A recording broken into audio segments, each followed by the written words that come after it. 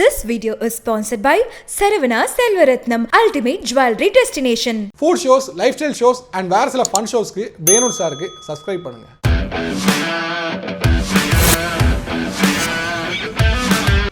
மீண்டும் ஒரு மடைத்திருந்த நிகழ்ச்சி சந்திக்கிறதுல மிக்க மகிழ்ச்சி.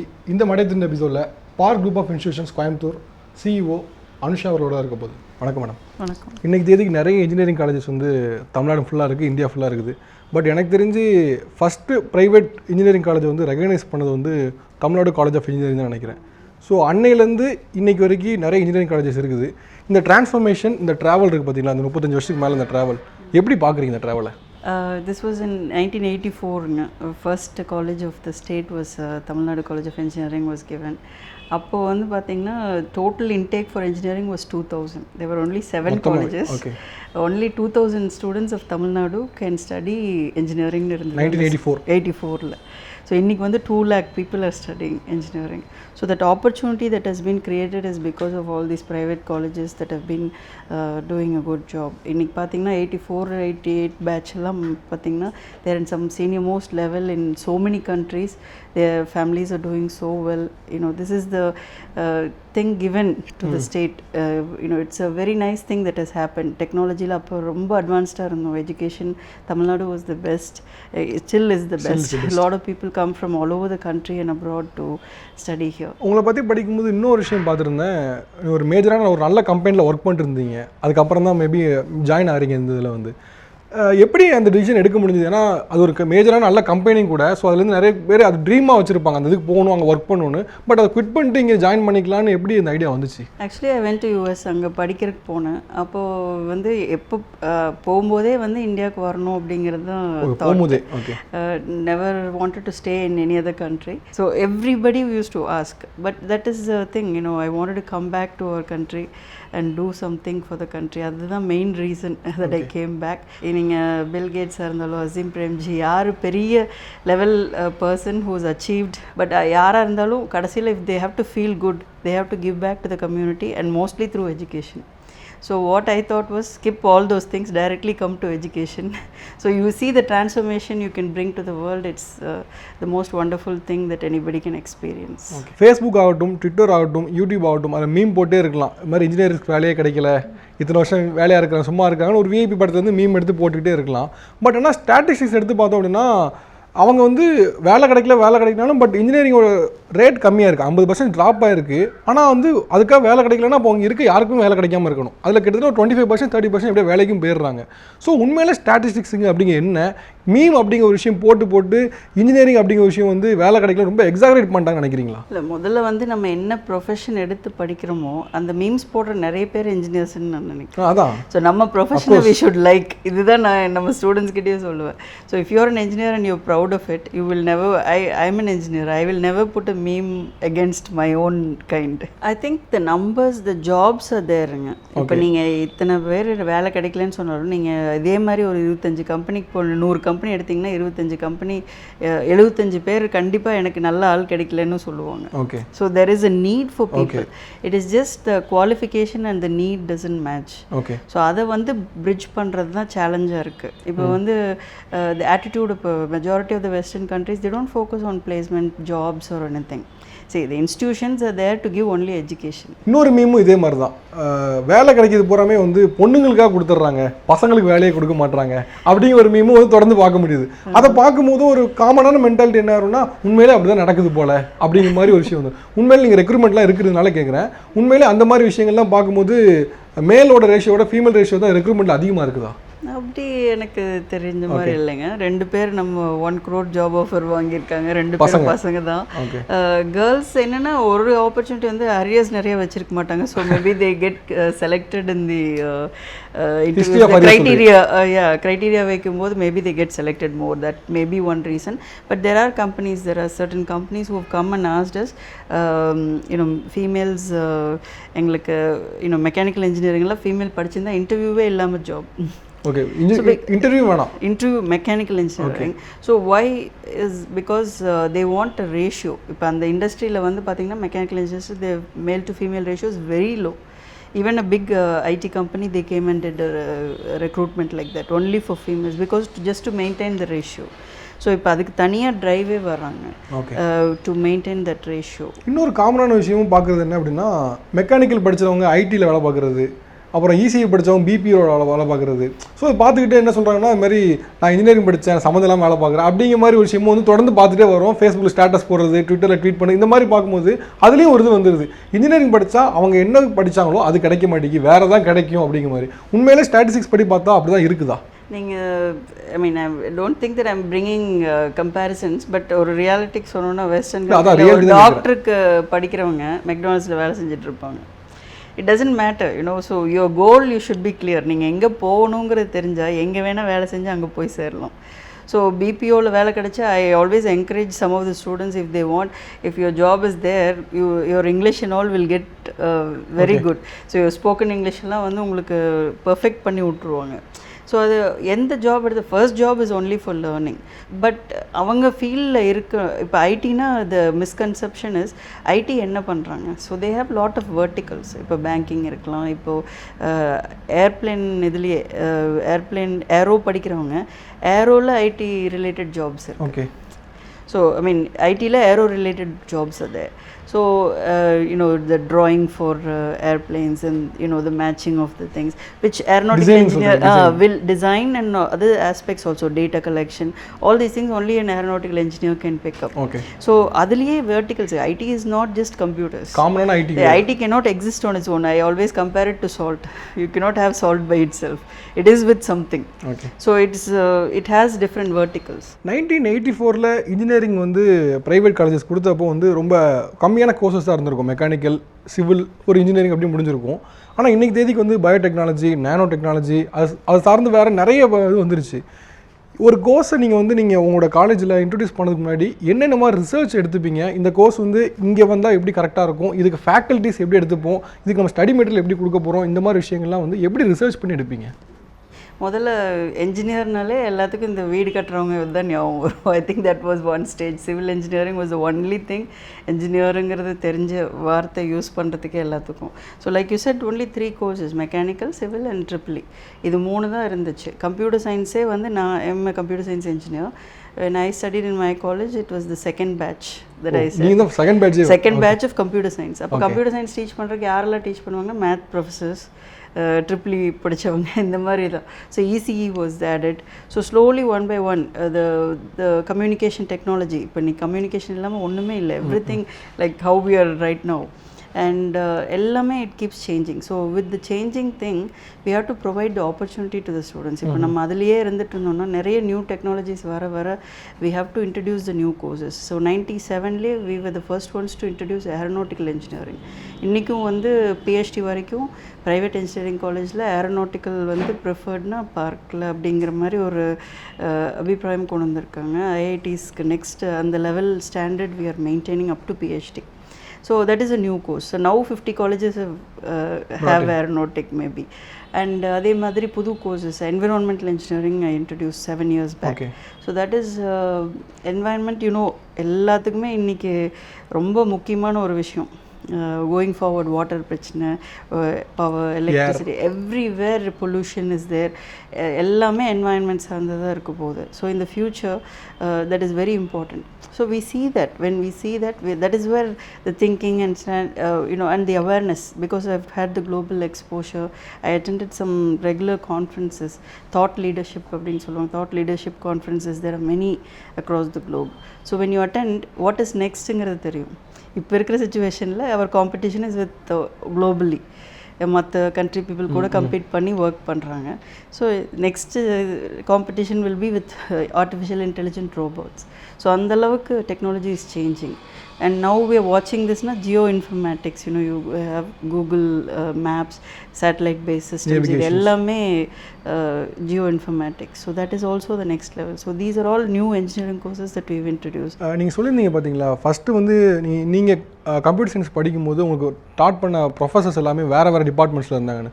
ஸோ இன்றைக்கி இந்த மாதிரி ரொபாட்டிக்ஸ் ஆகட்டும், என்விரான்மெண்டல் இன்ஜினியரிங் ஆகட்டும், இதெல்லாம் புதுசாக வரும்போது இதுக்கான ஃபேக்கல்ட்டிஸ் நம்மக்கிட்ட இருக்கிறாங்களா? அந்த ரிசர்ச் எடுக்கிறோம்ல, அந்த ரிசர்ச்சுக்கு வந்து அதுக்கான பேப்பர்ஸ் நம்மக்கிட்ட வந்து முன்னாடி ஸ்டடி பண்ணுற அளவுக்கு எல்லாம் இருக்குதா? ஆக்சுவலி புக்ஸ் எல்லாம் பார்த்தீங்கன்னா ஏரோநாட்டிக்ஸ்க்கெல்லாம் யூஎஸ்லேருந்து எங்கே போனாலும் we use to go and get it from different books you know magazine shops இந்த மாதிரியெல்லாம் போய் சர்ச் பண்ணியிருக்கோம். So it is not easily available when you it is the same as starting a new business or anything new you walk through, everything will not be easy. So you have to find, even syllabus settingலேருந்து நம்மளே நிறைய course பண்ணியிருக்கோம். Okay, environmental பண்ணியிருக்கோம், aeronautical நம்ம தான் பண்ணியிருப்போம். So initially when we started it, now a lot of people will be there to input, but all these things are new journeys. So when you go, everything is not easily available. We have to take environmental civil and the people teach பண்ணுவாங்க. So இப்போ robotics னா mechanical mechatronics they will be teaching. So then again future there will be robotic experts.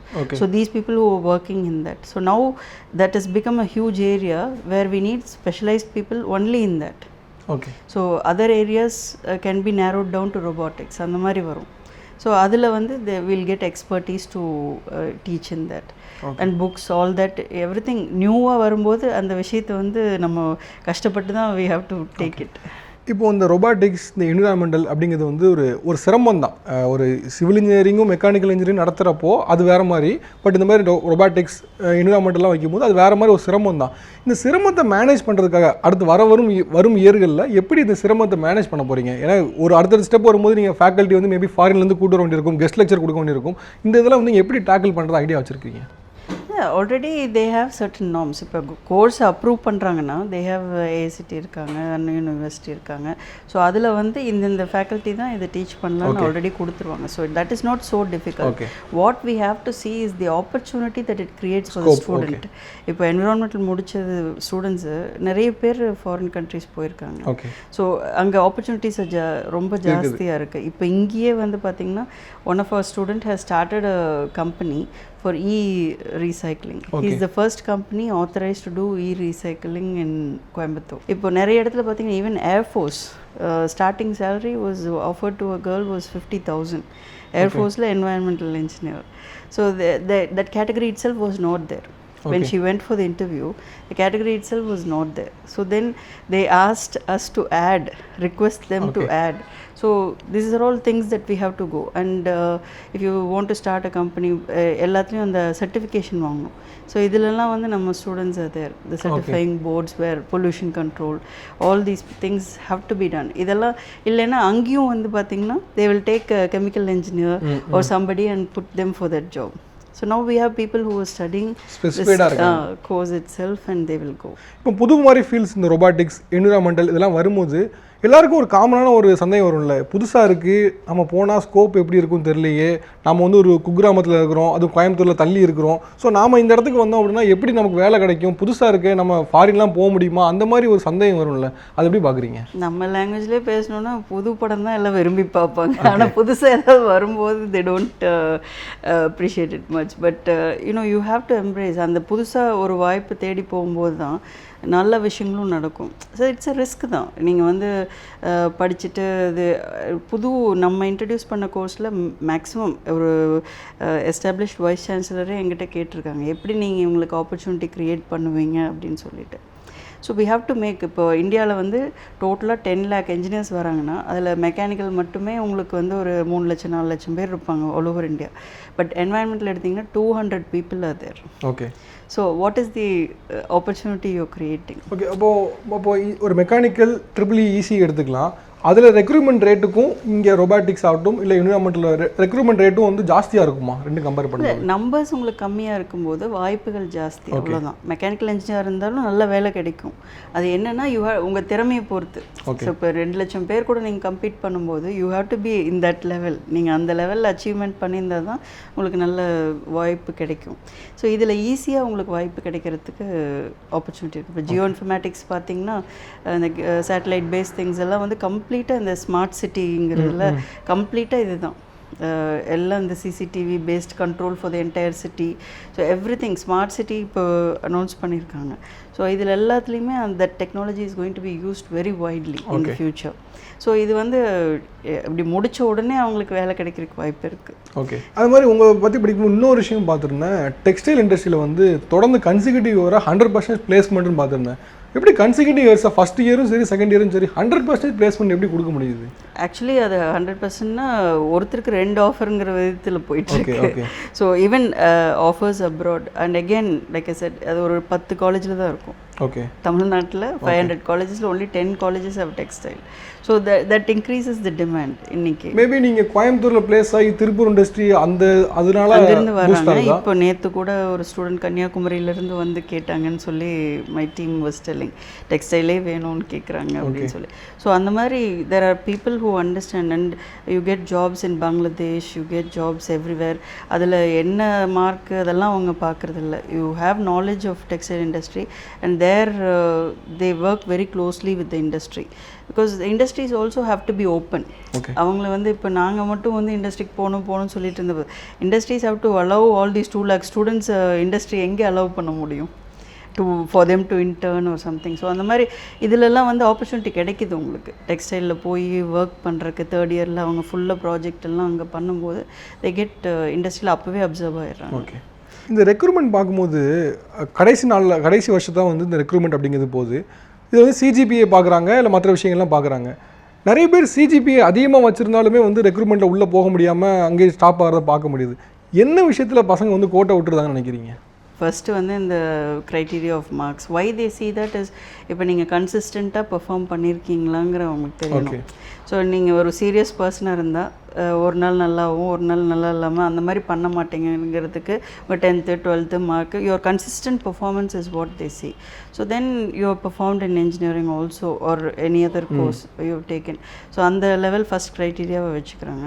அதுக்கப்புறம் வந்து they come to logical analytical verbal இந்த மாதிரி we see that நம்ம ட்ரைனிங்கே very different. What we do in training is very different from most people how they do. நம்ம training பீப்புளே we educate them because இப்போ நல்ல சப்ஜெக்டில் இருக்கிறவங்க கம்யூனிகேஷன் டோட்டலாக இருக்குது. ஓகே, ஸோ 198 கட் ஆஃப் எடுத்திருப்பாங்க but they cannot speak. Okay, so they are very good in subjects. இப்போ one example happen one of our colleges the guy வந்து ஒரு R&D department of a big automobile company in India he got selected but he was unable to எல்லா க்ரைட்டீரியாவும் pass பண்ணிட்டாங்க. கடைசியில் அந்த கம்யூனிகேஷனில் வந்து he was falling short.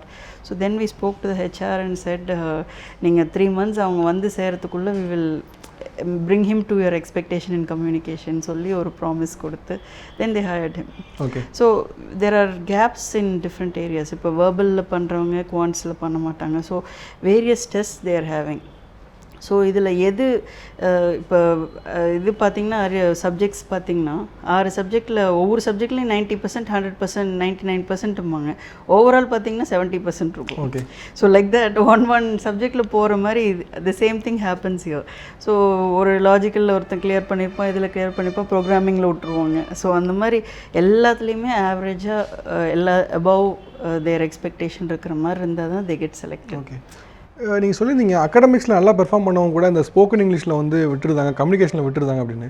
இந்த வருஷத்துலேருந்து பார்க்கும்போது கவுன்சிலிங் அப்படிங்கிறது வந்து ஆன்லைனில் தான் பண்ண முடியும் அப்படிங்கிற விஷயத்தை கொண்டு வராங்க. எழுத்துப்பூர்வமாக கொடுக்க முடியாது அப்படின்னு சொல்லி கோர்ட்லன்னு சொல்லியிருக்காங்க. ஸோ இந்த ஆன்லைனில் தான் பண்ண முடியும் அப்படிங்கிற பட்சத்தில் இந்த மாதிரி பிரச்சனை ஸ்போக்கன் இங்கிலீஷ் கம்யூனிகேஷனில் பிரச்சனை இருக்கவங்களுக்கு இந்த ஆன்லைன் மூலமாக விண்ணப்பிக்கிறது அப்படிங்கிறது கஷ்டமாக இருக்கும்னு நினைக்கிறீங்களா? கண்டிப்பாக கஷ்டமாக தான் இருக்கும்னு நினைக்கிறேன். ஏன்னா நிறைய rural students are coming. We are helping them. All institutions are helping and first time anyway everything will be difficult but it's a process to be தேவை இருக்குது. ஐ திங்க் அது எப்படி என்னங்கிறது இனிமேல் தான் பார்க்க முடியும் how it works and all that. But online பண்ணிட்டா அவங்களுக்கு ஈஸியாக இருக்கும். எல்லா டேட்டாவும் வந்துடும். All that is good. But definitely difficulty அங்கேருந்து வந்து இங்கே பண்ணுறதுங்கிற ஒரு பிரச்சனை இருக்காது. நிறைய பேர் இங்கே கவுன்சிலிங் முடிஞ்சு 2 days கழிச்சு இங்கே வந்திருக்காங்கன்னுலாம் கேள்விப்பட்டிருக்கேன். ஸோ அந்த பிரச்சனை இருக்காது. But there will be other problems. இன்னொரு காமனான விஷயம் என்ன அப்படின்னா இன்ஜினியரிங் முடிச்சுட்டு ஒரு பசங்க பொண்ணுங்க வந்து ஒரு ஃபீல்டுக்குள்ளே வராங்க. எந்த ஃபீல்டாக வேணால் கம்ப்யூட்டர் சயின்ஸாக இருக்கலாம், மெக்கானிக்கலாக இருக்கலாம், எதுக்கு வேணால் வரலாம். அப்படி வரும்போது வந்து அவங்களுக்கு ஒரு ஆன் கிரவுண்ட் ட்ரைனிங் அப்படிங்கிறது இல்லை. என்ன தான் வந்து அவங்க வந்து ஃபீல்டு விசிட் கூட்டி போயிருக்கலாம், பட் ஆன் கிரவுண்ட் ட்ரைனிங் அப்படிங்கிறது இல்லை. ஸோ அவங்களுக்கு ஒரு 5 months 6 months நாங்கள் ட்ரைனிங் கொடுத்து அவங்க ரெக்ரூட் பண்ணி அதுக்கப்புறம் அவங்கள வந்து வேலை வாங்குகிறோம். நாங்கள் ஏன் அப்படி பண்ணணும்? நாங்கள் வந்து ஒரு பாலிடெக்னிக் முடித்தவங்க டிப்ளமோ முடித்தவங்க ரெக்ரூட் பண்ணி அவங்களுக்கு இந்த 6 months ட்ரைனிங்கை 1 year ட்ரைனிங்காக கொடுத்துட்றோம். ஸோ தட் எங்களுக்கு பேவும் கட் ஆயிரும். ஸோ நாங்கள் அவங்க ரெக்ரூட் பண்ணுவோம், ஈஸியாக இருக்கும் அப்படிங்கிற மாதிரி ஸ்ட்ராட்டஜி ஃபாலோ பண்ணுறாங்க. அதனால இன்ஜினியர்ஸ்க்கு வேலை கிடைக்க மாட்டேங்குது அப்படிங்கிற ஒரு காமனான விஷயம் போயிட்டு இருக்குது. இது எந்த அளவுக்கு உண்மை? அப்படி உண்மையாக இருந்தால் எந்த அளவுக்கு ஸ்டாட்டிஸ்டிக்ஸ் படி பார்க்கும்போது எந்த அளவுக்கு இது இருக்குது?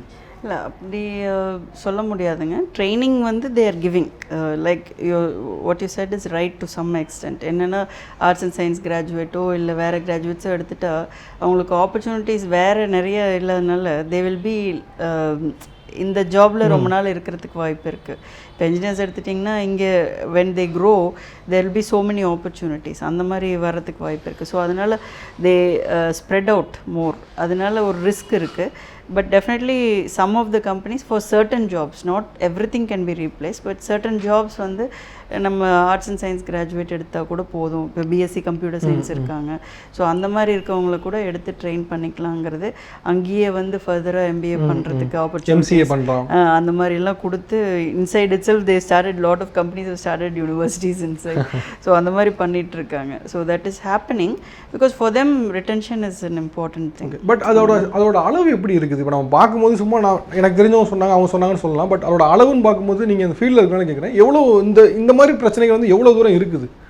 இல்லை அதுதான் சொன்னாங்க, இந்த பிபிஓ அந்த மாதிரி அதாவது எந்தெந்த எல்லா செக்டருக்கும் ரீப்ளேஸ் பண்ண முடியும். Very few sectors and certain companies which have very high numbers take ஒரு செக்மெண்ட்டை வந்து இந்த மாதிரி பண்ணியிருக்காங்க. ஓவரால் பார்த்தீங்கன்னா it is not a huge impact I wouldn't say. போன வருஷம் வந்து இன்ஜினியரிங் வந்து 50% ட்ராப் அவுட் அப்படிங்கிற மாதிரி பார்த்தோம். சீட்ஸ்லாம் ரொம்ப ஃபில் ஆகவே இல்லை, 50% ஃபில் ஆகவே இல்லை, இந்த ஜாப் எதுவும் பிரச்சனை இல்லை அப்படின்னு. அதுக்கப்புறம் ரீசெண்டாக பார்த்தேன் 2-3 காலேஜஸ்லாம் வந்து க்ளோஸ் பண்ணிட்டாங்க, இந்த மாதிரி பிரச்சனை இல்லை அப்படின்னு வாசித்தேன். இப்போட இது எப்படி இருக்குது? இப்போ வந்து மக்கள் இன்ஜினியரிங் அப்படிங்கிற விஷயத்தெலாம் மீறி வந்துட்டாங்களா, இல்லை இன்னும் ஸ்டில் அதே மாதிரி தான் இருக்குன்னு நினைக்கிறாங்களா? இப்போ 500 காலேஜ் 600 காலேஜ் இருக்குங்கும்போது every street has a college. So naturally the demand will go down. So now I think the rules and regulations have been changed. They are very strict about it. இப்போ admission ஆகாத கோர்ஸஸோ இல்லை admission ஆகாத காலேஜஸோ இருந்தால் ஒரு minimum category minimum criteria வச்சுருக்காங்க. அதை 3 இயர்ஸ்க்கு அவங்க ஃபில் பண்ணலைன்னா they are taken out automatically. So அந்த மாதிரி new rules have come in to take out certain things out of the competition. So அது வந்து ஸ்ட்ரைட்டன் அவுட் ஆயிரும், மார்க்கெட் வந்து ஹெல்த்தி ஆயிரும். So only the fittest and those kind of people can survive and run the institutions and keep up with the changing trends. I met somebody in a few years back in the US இதில் இப்போ அடுத்த 20 வருஷத்துக்கு இவ்வளோ school teachers தேவை அப்படின்னு சொல்லி ஒரு 20-25 யூனிவர்சிட்டிஸ்க்கு இவ்வளோ ஃபண்ட் இப்போ இருந்து கொடுக்குறாங்க. Okay. To create that many teachers 20 years later. Okay. So that demand and supply we don't study. இப்போ நாளைக்கு என்ன வேணுங்கிறது யாருக்குமே தெரியாது. எல்லாம் அவங்கவுங்க போய் படிக்கிறாங்க, அவங்கவுங்க வேலை வாய்ப்பு பக்கத்து வீட்டில் யாராவது சொல்லியிருப்பாங்க, அதை வச்சு படிப்பாங்க. So there is no scientific way of guiding. To some extent we need such thing. ஓரளவுக்கு இருக்குது. அதாவது இந்த இண்டஸ்ட்ரி நல்லா பண்ணுது, sunrise industries they are doing well இந்த மாதிரிலாம் சொல்கிறாங்க. But there is guiding for the entire workforceங்கிறது வந்து it is missing. உங்களோட பார்க் குரூப் ஆஃப் இன்ஸ்டிடியூஷன்ஸில் இன்னொன்று பார்த்தேன், ஆக்டிங்கான கோர்சஸும் இருந்துச்சு. பொதுவாகவே இந்த ஆக்டிங் இந்த மாதிரி விஷயங்கள்லாம் வந்து சினிமா சார்ந்த விஷயங்கள், மீடியா சார்ந்த விஷயங்கள் வந்து சென்னை தான் அதிகமாக இருக்கிறத பார்ப்பாங்க. அதுதான் ஒரு மாஸ் பங்க், அதான் ஒரு ஹப்பாக பார்ப்பாங்க, ஏன்னா இங்கே தான் எக்ஸ்போசர் இருக்குது அப்படின்னு. கோயம்புத்தூரில் ஆக்டிங் மாதிரி கோர்சஸ்க்கு அங்கே வைக்கும்போது அதுக்கான ரெஸ்பான்ஸ் எப்படி இருக்குது, எப்படிலாம் நடத்துறீங்க? அது வந்து ஜஸ்ட் ஆக்டிங்கிறது வந்து ஃபுல் ஃப்ளெஜ்டாக கிடையாது. I think for a hobby I think only they have done. So multi டிமென்ஷனலாக வரணுங்கும்போது we have many courses like that, music and all those things. இப்போ games and all that, cricket we were discussing earlier. So IPL வரைக்கும் நம்ம students போய் select ஆகியிருக்காங்க. Okay. So அதெல்லாம் வந்து it is an opportunity. அவங்க வந்து நீங்கள் என்ன படித்தாலும் அதுக்கு ஒரு தனியாக ஒரு ஹாபின்னு ஒன்று இருக்கும், அதுலேயும் நீங்கள் வந்து எக்ஸல் ஆகலாம். So that it self can become your career. முதல்லலாம் வந்து அப்படி கிடையாது.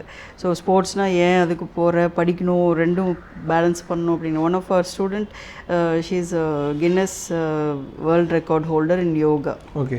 So she is doing 10th standard and she in our school and she wants to do Olympics போகிறேன்னு சொல்லிட்டு இருக்காங்க. ஸோ அவங்களுக்கு வேணுங்கிறது நம்ம இன்னைக்கு கொடுத்துட்ருக்கோம்.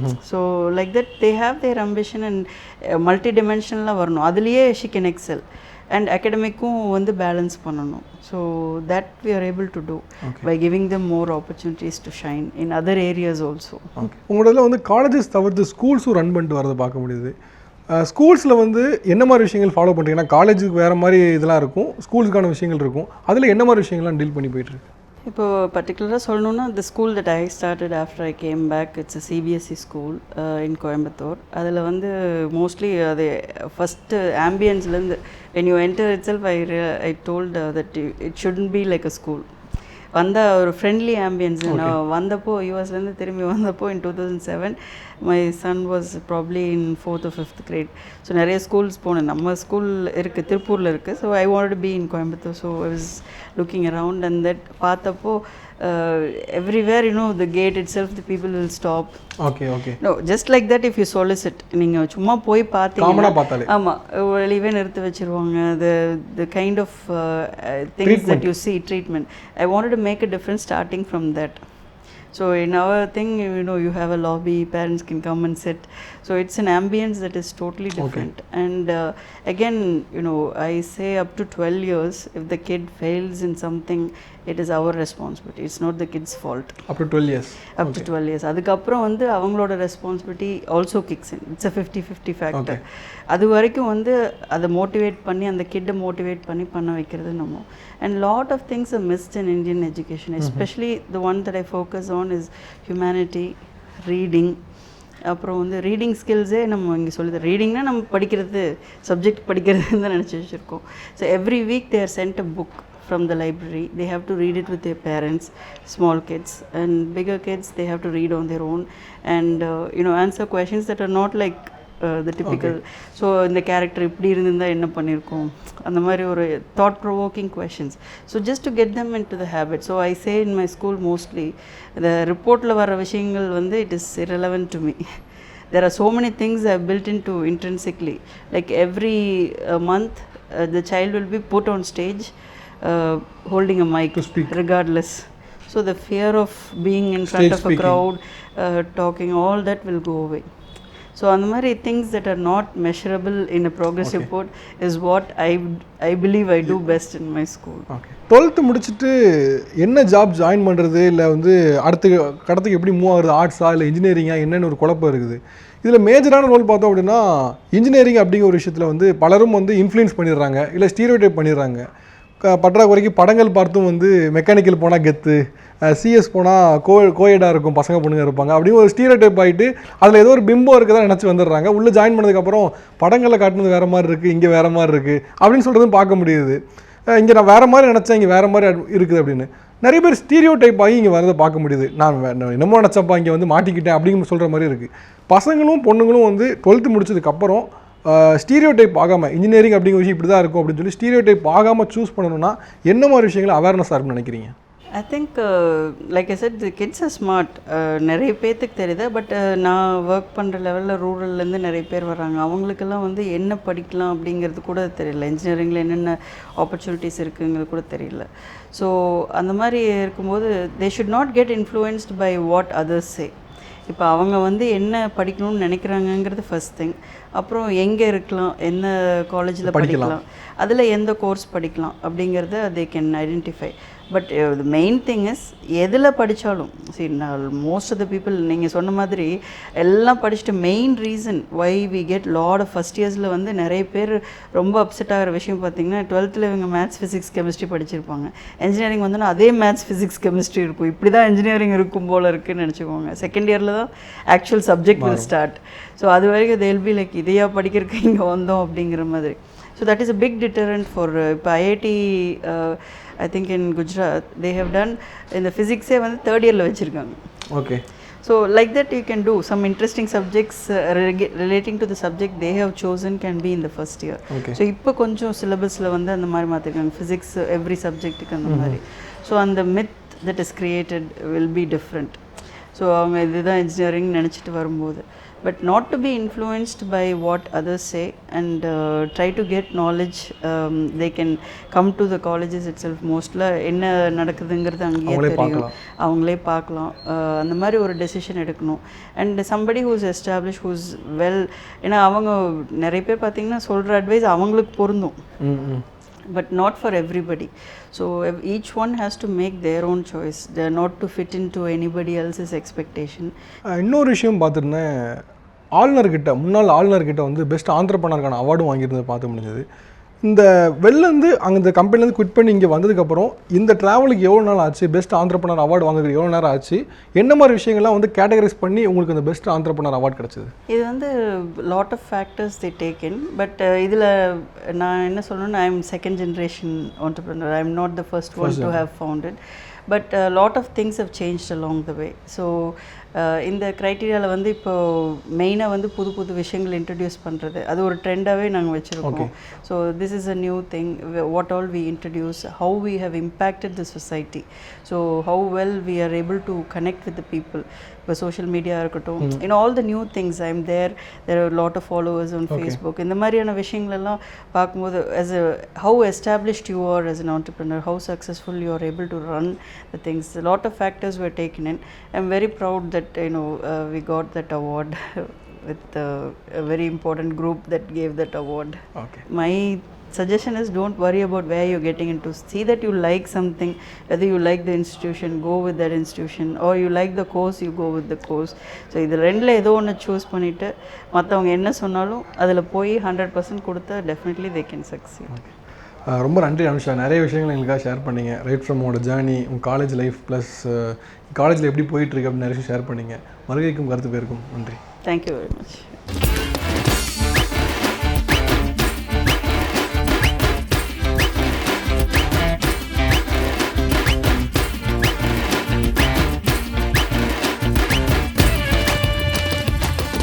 This video is sponsored by Saravana Selvaratnam Ultimate Jewelry Destination.